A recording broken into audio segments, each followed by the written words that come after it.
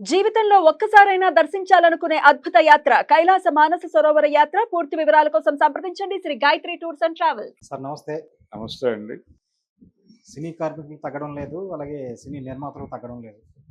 పెంచాలని చెప్పి వీళ్ళంటున్నారు, పెంచమని చెప్పి వాళ్ళంటున్నారు. ఇది లేబర్ కమిషన్‌కి కూడా ఎళ్ళింది. అక్కడ కూడా వాళ్ళ మాట కూడా వీళ్ళేం వినే పరిస్థితి కనిపించడం లేదు. సో, ఈ విధంగా సమస్య జటిలమవుతుంది. అంటే దీని అంతటికి ఎప్పుడూ లేనంతగా అనిపిస్తుంది. అంటే దీని అంతటికి కారణం ఒక సినిమా పెద్ద లేకపోవడం, ఒక దాసరి గారు లేకపోవడం అనుకోవచ్చా? దీని పరిష్కార మార్గం ఏంటి? దాసరి గారు లేకపోవడం ఇవన్నీ కాదండి. హ్మ్. సీరియస్‌గా వీళ్ళు ఈ విషయాన్ని పట్టించుకోవాలి అని అనుకోవడం లేదు నిర్మాతల మండలి. ఓకే. అంటే వాళ్ళకి ఒక ఆర్గ్యుమెంట్ ఉంది. హ్మ్. ఇచ్చేవాళ్ళు ఇస్తున్నారు గదా! తీసుకుంటున్నారు గదా! అని చెప్తున్నారు వాళ్ళు. హ్మ్. అధికారికంగా ప్రకటించండి అనేది వీళ్ళ గొడవ. హ్మ్. ఈ అధికారిక ప్రకటింపు దగ్గర చిన్నవాళ్ళు వస్తే ప్రమాదం అవుతుందేమో హ్మ్. అనేది ఒక యాంగిల్ కొంతమంది మాట్లాడుతున్నారు. హ్మ్. అలాగే ఒక డ్రైవర్‌కి దాదాపు ₹1,00,000 దాకా వచ్చేస్తున్నాయి డబ్బులు ఇప్పటికే. హ్మ్. ఇప్పుడు ఇంకా 30,000 30% పెంచమంటున్నారు. హ్మ్. పెంచితే ఇంకా పెరుగుతుంది అతని ఆదాయం. ఇంత సాఫ్ట్‌వేర్ ఉద్యోగులకు కూడా లేవు అని కంపారిజన్ తీసుకొస్తున్నారు. అవును. అయితే వీళ్ళు చెప్తున్న పద్ధతిలో రోజు అనుక్షణం పనుంటే వచ్చే డబ్బులవి. హ్మ్. కానీ ఆ పరిస్థితి లేదు గదా!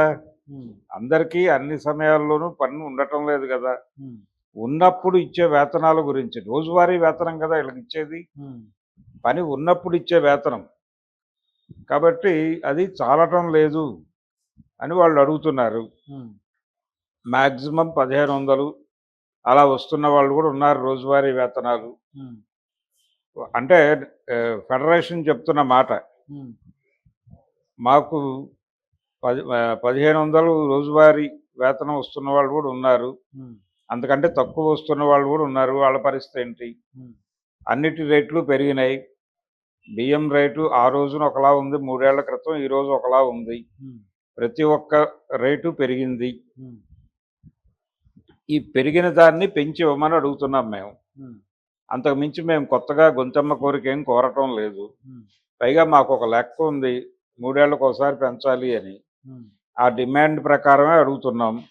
లాస్ట్ టైము కరోనా అది వ్యవహారం అని చెప్పేసి అప్పుడు తాత్సారం చేశారు. హ్మ్. ఇప్పుడు చేయమని అడుగుతున్నాం. ఇప్పుడు మళ్ళీ ఇదేం పద్ధతి అని మాట్లాడుతున్నారు. హ్మ్. పైగా సినిమా పరిశ్రమ కష్టాల్లో ఉందని మాట్లాడుతున్నారు. హ్మ్.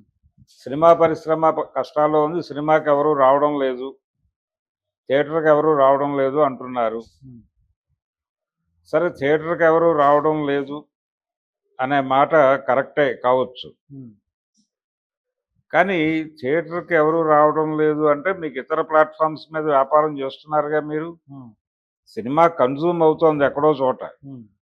సినిమాని థియేటర్‌లోనే చూసేవాళ్ళు ఇప్పుడు హ్మ్. ఇదివరకు. హ్మ్. ఇప్పుడు థియేటర్‌లో మాత్రమే చూడటం లేదు. హ్మ్.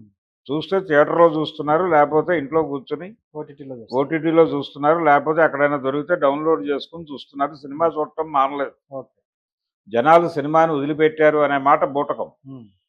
థియేటర్‌కి జనం రావట్లేదు కాబట్టి సినిమాలకు డబ్బులు రావడం లేదు అనే లాజిక్ కరెక్ట్ లాజిక్ కాదు. హ్మ్. మీరు థియేట్రికల్ రైట్స్ ఒకటే అమ్మటం లేదు. ఓటీటీ హక్కులు అమ్ముతున్నారు. శాటిలైట్ హక్కులు అమ్ముతున్నారు. హ్మ్. డిజిటల్ హక్కులు అమ్ముతున్నారు. 100 రకాల హక్కులు అమ్ముతున్నారు. అనేక భాషల్లో అమ్ముతున్నారు. హ్మ్. మీ సినిమాల బడ్జెట్లు 300 కోట్లని చెప్తున్నారు. 1000 హ్మ్. కోట్ల సినిమా కూడా తీయబోతున్నామని చెప్తున్నారు. హ్మ్. ఈ రాజమౌళితో తీస్తున్న సినిమా 'మహేష్ బాబు' సినిమా. హ్మ్. దాని బడ్జెట్ 1000 1000 కోట్లు. కోట్లనే ప్రచారం జరుగుతోంది. అసలు అంత పెడుతున్నారా లేదా అనేది పక్కన పెట్టేస్తే అవును. ఓ ప్రచారం ఉంది. టార్గెట్ 3000 కోట్లో, 4000 కోట్లు అని కూడా చెప్తున్నారు. హ్మ్. సరే అది ఎలా చెప్పినా గానీ బడ్జెట్లు పెరిగిన మాట వాస్తవం. హ్మ్. ఈ బడ్జెట్ల పెరుగుదలలో మెజారిటీ ఎవరికెళ్తోంది అంటే పారితోషికాలకెళ్తోంది. హ్మ్. రెమ్యూనరేషన్స్. హ్మ్. ఆర్టిస్టుల రెమ్యూనరేషన్‌లు చాలా పెరిగినాయి. హ్మ్. 3 ఏళ్ల క్రితం ఉన్నట్టుగానే ఇప్పుడు ఏ హీరోకి రెమ్యూనరేషన్ లేదు. హ్మ్. ఆ దామాషా ప్రకారం కూడా మేము అడగటం లేదు. మా ధరలు పెంచమని, హ్మ్. మా వేతనాలు పెంచమని ఆ దామాషాలో కూడా అడగటం లేదు. హ్మ్. కేవలం 30% అని స్లాబ్ పద్ధతిలోనే పెడుతున్నాం మేము. హ్మ్. సినిమా హిట్ అవగానే పాన్ ఇండియా మార్కెట్ ఓపెన్ అయిన హీరో ఇక్కడ 30 కోట్లు తీసుకునేవాడు. పాన్ ఇండియా మార్కెట్ ఓపెన్ అవగానే 80 కోట్లు అడుగుతున్నాడు. హ్మ్. మీరు ఇస్తున్నారు. హ్మ్. దానికి దీనికి పొంతన ఉందా? పొంతన లేదు కదా. ఉమ్, మరి లేనప్పుడు మీరు అలా ఎలా చేస్తారు ఉమ్, అని ఎవరైనా అడుగుతున్నారా? ఉమ్, నిర్మాతల మండలే స్వయంగా సమ్మెకి దిగి ఉమ్. హీరోల రెమ్యూనరేషన్ తగ్గించుకోవాలి అని డిమాండ్ చేసిన రోజులు ఉన్నాయి. పరిస్థితి చూసాం మనం అవును. 3 ఏళ్ల క్రితమే. అవును. మరి ఈ రోజున ఆ రోజున మీరు సఫర్ అయ్యారుగా రెమ్యూనరేషన్లు పెంపుదల మీద. ఉమ్, మేము ఇప్పుడు సఫర్ అవుతున్నాం, మాకు డబ్బులు రావట్లేదని. మీరు వాళ్ళతో కొల్యూడ్ అయిపోయి ఉమ్, వాళ్ళకి పెంచే ఇస్తున్నారు. ఉమ్, ఆ రోజున తగ్గించుకుంటామని చెప్పారు కానీ తర్వాత ఎవరి రెమ్యూనరేషన్ వాళ్ళకి వెళ్ళిపోతున్నాయి. ఉమ్, పైగా ఏరియాల వారి హక్కులు తీసుకోండి అని చెప్తున్నారు. ఉమ్, లేకపోతే ఓటీటీ హక్కులు, మరొక హక్కులు, డిజిటల్ హక్కులు, ఇంకోటో హక్కులు తీసుకోమని చెప్తున్నారు. అది కూడా చర్చ జరుగుతోంది ఈ మధ్య. ఉమ్, ఇది నిజానికి పాత వ్యవహారమే. గతంలో చిరంజీవి గారు వీళ్ళకి కూడా ఏరియాలు ఇచ్చిన సందర్భాలు అనేకం ఉన్నాయి. అవును. కాబట్టి అది కొత్త వ్యవహారమేం కాదు. ఏ తర్వాత మీరు హీరోలకి అంటే నటీనటులకి వాళ్ళకి ఇస్తున్నటువంటి డబ్బులకి, ఉమ్, కార్మికులకు ఇస్తున్న డబ్బులకి తీవ్రమైన వ్యత్యాసం ఉంది. ఉమ్, ఈ వ్యత్యాసం పూడ్చమని అడుగుతున్నాం మేము. మా పట్ల వివక్ష చూపించొద్దు అని అడుగుతున్నాం. ఉమ్, దీన్ని పట్టించుకుని పరిష్కరిస్తే గౌరవప్రదంగా ఉంటుంది. ఇది కార్మికుల డిమాండ్. అవును. 30% అడుగుతున్నాం మేము అనేది వాళ్ళ డిమాండ్. ఉమ్, దీనికి సంబంధించి వాళ్ళు చర్చలకి వీరశంకర్ గారిని ఇంకొకళ్ళని నియమించారు. ఉమ్, వాళ్ళు చర్చలకు రావడం లేదు కాబట్టి మేము ఎవరితో చర్చించాలో అర్థం కాక ఏం చేయాలో అర్థం కాక మేము ఉన్నాము సైలెంట్గా అని చెప్తున్నారు వాళ్ళు. అవును. చర్చలకి వాళ్ళు ముందుకు వచ్చే పరిస్థితి కనిపించడం లేదు. ఉమ్. పైగా వీళ్ళు ఒక ఆఫర్ ఇచ్చారు. ఉమ్, ఎవరైనా నిర్మాతలు మా నిబంధనలకు అంగీకరించి ఉమ్, ఫెడరేషన్కి ఒక లెటర్ ఇస్తే ఉమ్, వారి షూటింగులకి మేము కార్మికులను పంపిస్తాం ఉమ్, అని ఫెడరేషన్ నుంచి ఒక లెటర్ వెళ్ళింది ఛాంబర్కి. ఉమ్, సరే, ఇదే సమయంలో వాళ్ళు కూడా ఒక వాళ్ళు ఒక ప్రకటన చేశారు బహిరంగంగా. అవును. ఆ ప్రకటన ఏమిటి? ఔత్సాహికులు ఎవరన్నా సినిమా రంగంలోకి ప్రవేశించాలనుకునే ఔత్సాహికులకి ఇదే సువర్ణ అవకాశం. అవును.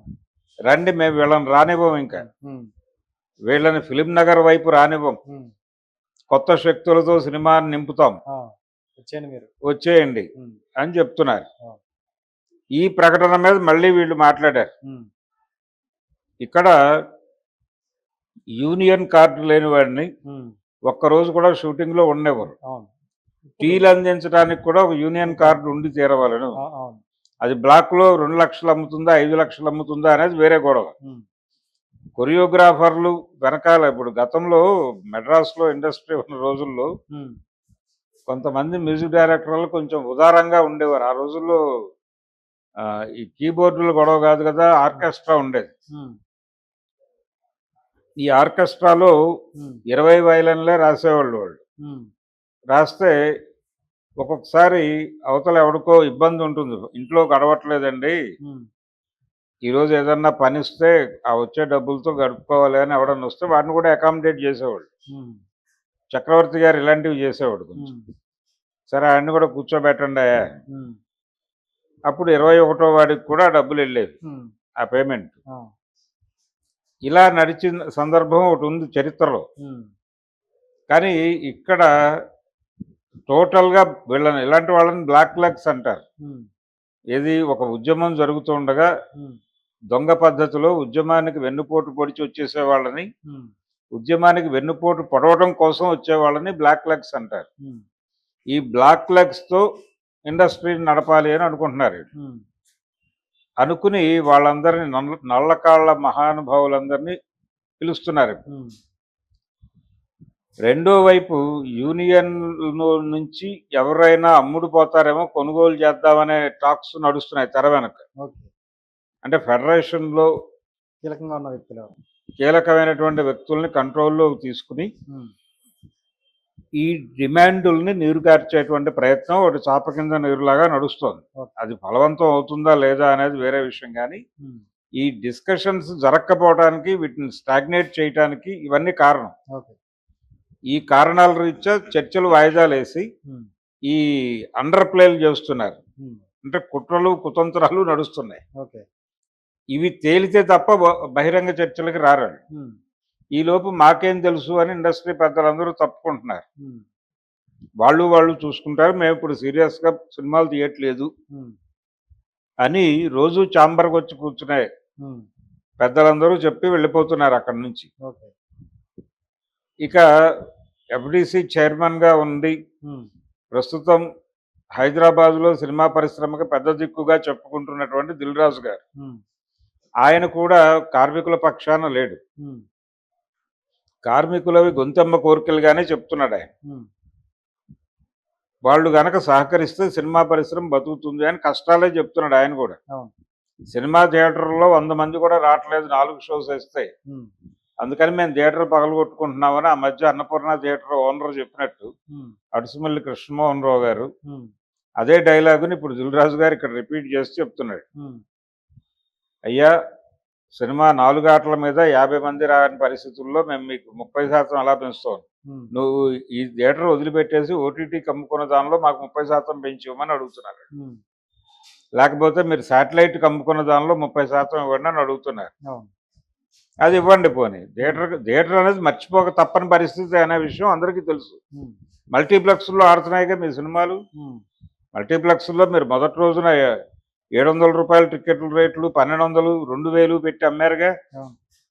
బాగానే డబ్బు చేసుకున్నారుగా పుష్ప 2కి వాటికి. ఉమ్, మరి మాకు ఇవ్వడానికి ఏంటి ప్రాబ్లం మీకు అవును. అని కార్మికులు కూడా. అవును. మేము పైగా ఇష్టం వచ్చినట్టు పెంచట్లేదు. ఇప్పుడు 15 కోట్లు తీసుకున్నవాడు మార్కెట్ పెరగగానే 80 కోట్లు అడుగుతున్నట్టుగా మేము అడగట్లా. ఉమ్, అంటే దాదాపు 45 కోట్లు అదనంగా అడిగేస్తే మీరు ఇస్తున్నారు. ఉమ్, కానీ మేము గతంలో ఇచ్చిన దాని మీద 30% పెంచమని అడుగుతున్నాం. అవును. ఇంత చిన్న డిమాండ్ అంగీకరించడానికి మీరు ఎందుకంత మొండిగా వ్యవహరిస్తున్నారు ఉమ్, అనేది వాళ్ళు కూడా. ఓకే. వీళ్ళకి రోజువారీ పని ఉంటే ఇంత వచ్చేస్తుంది నెలకి అనేది ఒక ప్రొజెక్షన్ ఇస్తున్నారు. ఉమ్, అందరూ లక్షలు సంపాదిస్తారు, వీళ్ళకి వచ్చే డబ్బులతో పోలిస్తే బయట ఎక్కడా ఇంత- లేవు అని. అవును.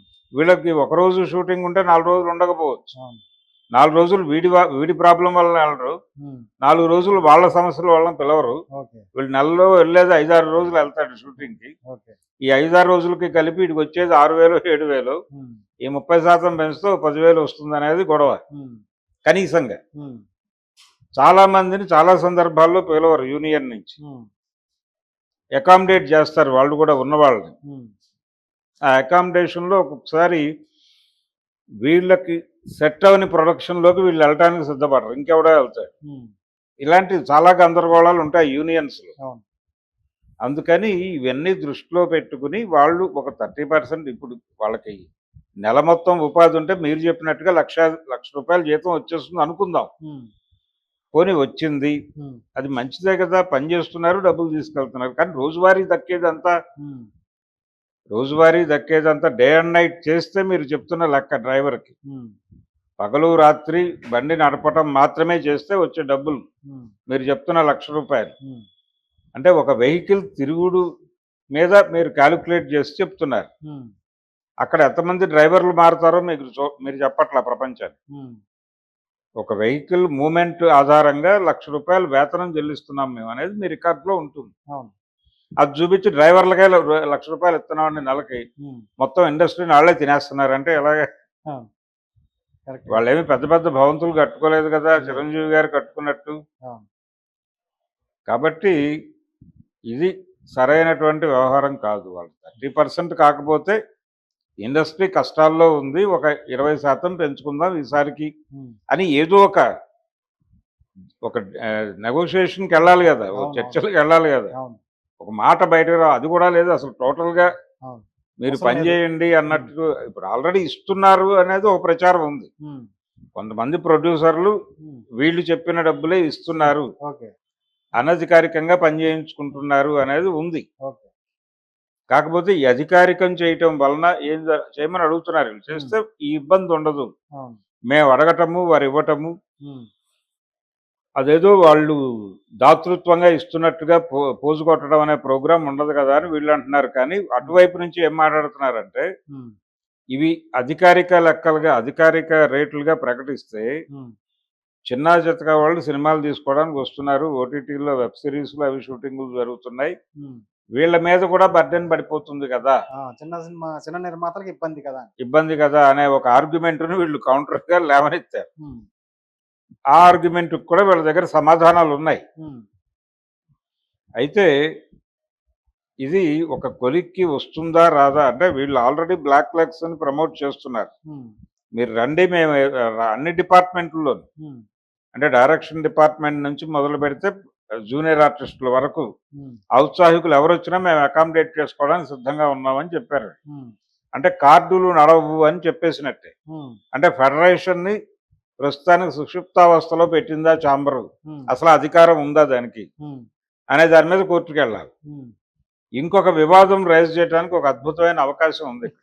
అనుకున్నా మీరే రేజ్ చేసేటట్టున్నారుగా. అంటే ఇప్పుడు ఎంతమంది తెలంగాణ వాళ్ళు ఉన్నారు కార్మికుల్లో ఆ, అనే డేటా తీసి ఉమ్, ఇప్పుడు ఛాంబర్లో అధికారంలో ఉన్నవాళ్ళు, సినిమా ఇండస్ట్రీని నడుపుతున్న వాళ్ళు ఉమ్, ఆంధ్రాకి చెందినటువంటి పెద్దలే. ఉమ్, ఆంధ్ర నిర్మాతల చేతుల్లోనే సినిమా పరిశ్రమ కబ్జా అయి ఉన్నది. ఉమ్, ఇది తెలంగాణ సినిమా తీయదు, తెలంగాణ సినిమా గురించి పట్టించుకోదు, ఉమ్, తెలంగాణ జీవితం గురించి ఎప్పుడూ మాట్లాడదు ఉమ్, అనే అభిప్రాయం చాలా మందిలో ఉంది. ఈ మధ్య వెళ్ళి ఛాంబర్ మీద గొడవ చేసి వచ్చారు కొంతమంది. ఉమ్, తెలంగాణ ఛాంబర్ అని ఒక ఛాంబర్ ఉంది, 2 ఛాంబర్లు ఉన్నాయి, కానీ అవి సుషుప్తావస్థలోనే ఉంటాయి. ఎందుకని వీళ్ళు వాళ్ళని లొంగుబాటులోకి తీసుకురావడం వలన భలే చెప్తారు మీరని. నిజమేనా అది? వాళ్ళందరూ కలిసిపోయారు, వాళ్ళని కలిపేసుకున్నారు. వీళ్ళు ఆ. కలిసి దోచుకుందాం రండి అని. ఓకే. అందుకని వీళ్ళు కలిసిపోయి బతికేస్తున్నారు. అక్కడ కలిసి ఉంటే మంచిదేగా. ఛాంబర్లు కలుస్తున్నాయి, ఉహుం, కానీ కింది వాళ్ళని పట్టించుకోవట్లే. వాళ్ళు ఒకటే.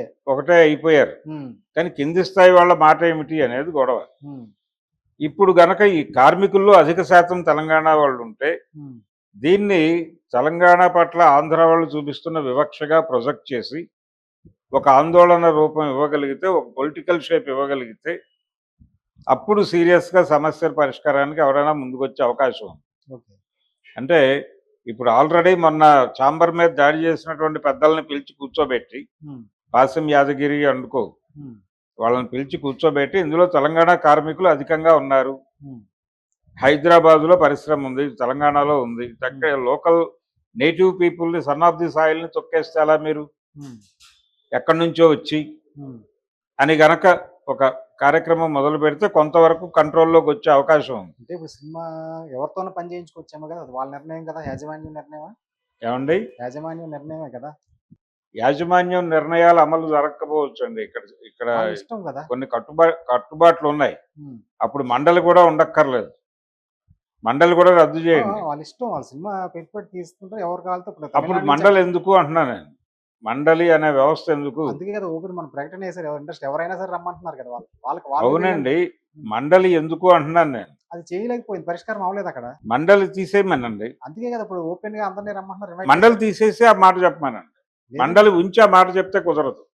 మండలి ఉన్నప్పుడు ఫెడరేషన్ కూడా ఉంటుంది, ఈ నియమ నిబంధనలు అన్నీ ఉంటాయి. మీరు మండలి రద్దు చేసి ఇప్పుడు ఎవరిష్టం వారిది అని ప్రకటించేయండి, మాకేం సంబంధం లేదు, మేమందరం ఈ క్షణమే తాళాలు వేసి తీసుకెళ్లి హుస్సేన్ సాగర్లో పారేస్తున్నాం అని చెప్పమనండి. చెప్తే అలాగే జరుగుతుంది. ఆ మాట చెప్పే ధైర్యం ఉందా వీళ్ళకి? అప్పుడు సీరియస్గా లోకల్ నాన్ లోకల్ ఇష్యూ తీసుకురావడానికి అవకాశం ఉంటుంది. ముందు కార్మికుల్లో ఎంతమంది తెలంగాణ వారు ఉన్నారో ఒక డేటా కావాలి. ఆ డేటా కనుక తీసి ప్రాపర్గా తెలంగాణ వాళ్ళు ఎక్కువ మంది ఉన్నారు అనేది కనుక వెళ్తే దీన్ని పొలిటికలైజ్ చేసి వాళ్ళ మీద యుద్ధం చేయడానికి అవకాశం ఉంది. అప్పుడు కొంత వినే ఛాన్సెస్ ఉన్నాయి. నిర్మాతల తప్పదు, వాళ్ళకి డబ్బులు వస్తున్న మాట వాస్తవం, డబ్బులు రాకుండా ఎవరు ఉండరు అక్కడ. సినిమా పరిశ్రమ 95% నష్టాలే, 5% మాత్రమే సక్సెస్ అని చెబుతున్న మాట పూర్తి వాస్తవం కాదు. వాళ్ళకి ఏదో రూపంలో డబ్బులు రాబట్టే సినిమాలు తీస్తున్నారు. డబ్బులు రాకపోయినా సినిమాలు తీయటానికి వాళ్ళేమీ ఎక్కడో అంటే రాబిన్ హుడ్ లాగా ఎక్కడో దొంగతనం చేసి వచ్చి సినిమాలు తీసి ఈ కార్మికులందరినీ పోషిస్తున్న మాటలు చెప్తున్నారు వాళ్ళు గత వారం రోజుల నుంచి. మేము రాత్రిపూట వెళ్ళి రిజర్వ్ బ్యాంక్ కొల్లగొట్టుకొచ్చి సినిమాలు తీసి వీళ్ళందరికీ వేతనాలు ఇస్తున్నాం అన్నట్టుగా మాట్లాడుతున్నారు. ఎందుకంత కష్టపడాలి, మీరు వెళ్ళిపోండి ఇక్కడ నుంచి. వస్తుందేమో ఆశతో బతుకుతారు కదా సరే. ఆశలో బతకడం ఏమిటండి, సాధిస్తామేమో ఆశతో తీస్తారు, అన్ని వర్కౌట్ అవ్వవు కదా. వ్యాపారం జరుగుతోంది కాబట్టే వస్తున్నారు. వ్యాపారం జరుగుతోంది. ఇప్పుడు వీళ్ళు బడ్జెట్ కాస్ట్ అని చెప్తున్నారు. ఇవి కూడా బూటకమే అనే మాట అందరికీ తెలుసు. 200 కోట్లు 500 కోట్లు ప్రొడక్షన్ అంటే ఈ మధ్యకాలంలో 2-3 సినిమాలు, కన్నప్ప సినిమా 200 కోట్లు అయింది అన్న పిక్చర్ ఇచ్చారు. వాళ్ళు అధికారికంగా చెప్పలేదు కానీ పిక్చర్ ఇచ్చారు. 100 కోట్లని ఒక పెద్ద మనిషి చెప్పాడు, మోహన్ బాబు గారు. 200 కోట్ల వరకు ఖర్చు పెట్టాం, మేము రకరకాల చోట్ల వడ్డీలకు తెచ్చాను మంచు విష్ణు గారు చెప్పాడు. అలాగే ఈ మధ్య వచ్చినటువంటి కింగ్డమ్ సినిమాకి కూడా అలాంటి బడ్జెట్ ఏదో చెప్పారు. నిజంగానే ఇంత ఖర్చు అవుతుందా అనేది ఒక సందేహం ప్రపంచానికి. దానిలో సగమో మూడో వంతో అయ్యి ప్రొజెక్షన్ పెంచి తద్వారా వ్యాపారాలు చేస్తున్నారు అనేది కూడా ఒక సందేహం ఉంది. దాని మీద క్లారిటీ లేవు ఎవరికి. ఇలా జరగవచ్చు కదా, జరగడానికి అవకాశం ఉంది కదా అనే ఆలోచనలే ఉన్నాయి ప్రపంచంలో చాలా మంది. కాబట్టి అలాంటి సందర్భంలో ఈ లోకల్ నాన్ లోకల్ మున్షి అనేది తీసుకొస్తే తప్పేంటి? ముల్కీ నాన్ ముల్కీ అనే ముల్కీ నిబంధనలు అమల్లోకి తీసుకురావాలి అనే డిమాండ్ చేస్తే ఏమిటి పరిస్థితి? అందుకని